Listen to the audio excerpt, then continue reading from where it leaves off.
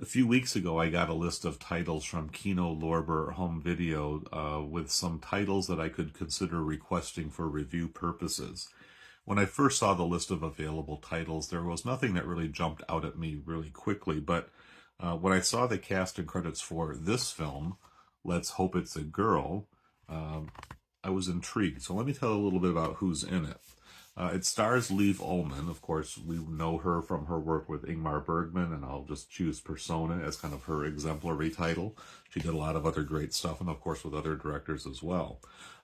Catherine Deneuve is build number 2. Of course, here she is in The Umbrellas of Cherbourg, her big breakout, and of course Miss Deneuve is actually up on my wall in Potiche and A Christmas Story. So yes, I'm a big fan of Catherine Deneuve.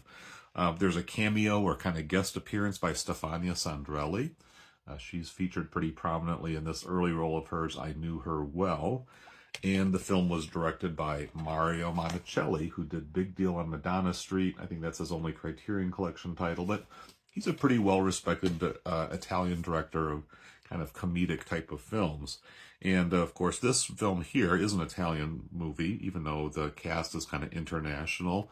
It's released through Kino's affiliation with Raro Video.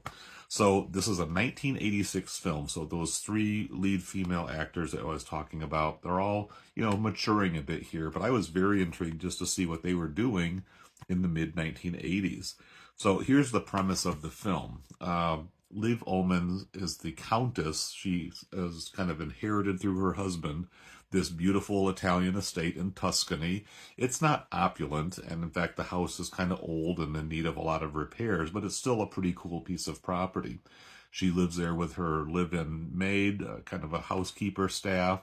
She's got a couple of daughters who are coming of age, and she's got a sister, Catherine Deneuve, who is actually an actress who's kind of working in Rome as far as the conceit of the film is concerned. Her husband and the Liv Ullmann character are estranged from each other, but he comes back with an idea that he wants to convert this estate into a health resort or a spa. It's not real practical. They're like not even hooked up to the electrical grid. They have to use generators for their light source. So there's a lot of logistical problems that stand in the way of this kind of fanciful plan. And really the gist of the movie is that these women, this kind of community of women, you see also, they're like a housekeeper, and there's older adult daughters, and there's kind of, just other people hanging on, but it's primarily almost like a communal enterprise of women coming together to show that they really don't need these ineffectual men in their lives. And that's kind of the appeal of the film. If you like films set in kind of a Tuscan Italian setting with a, very talky type of movie, somewhat of a dramedy, I guess you could say it is.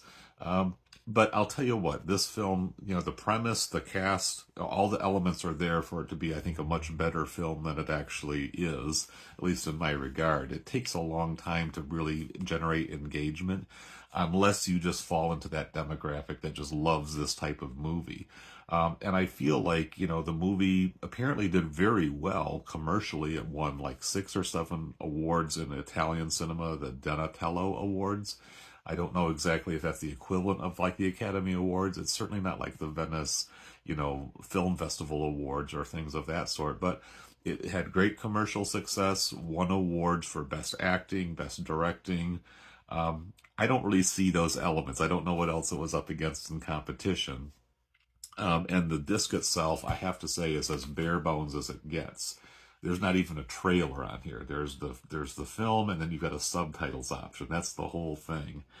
So I can't even really show you a lot of visuals from the film. Here's the back cover. You see a little bit of a image of what Catherine Deneuve and Liv Ullmann look like in the film.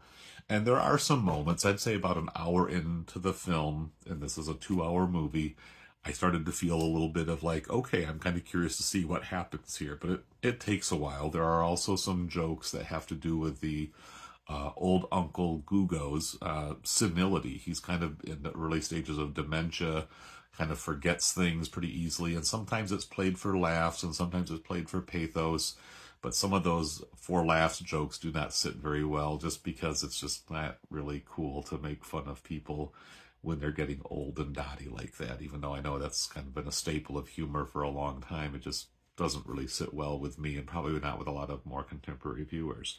So I'm giving this movie a very mixed review. Like I say, if this kind of thing appeals to you, or if you're just curious to see what these great female actors were doing at this period of their career, then check it out. That's probably what drove the box office for it as well. It's just a great chance to connect with three beautiful women who are all kind of, had been making movies for a while and were probably not being cast in the young ingenue roles anymore. It is a movie about maturing women and women with a sense of empowerment. And it also really feels like a setup for maybe almost like a sitcom or a TV series that could have had more episodic type of flavor to it. And I think, that's maybe where this premise would have worked a little bit more successfully than a feature film. But it is what it is, and that's my review.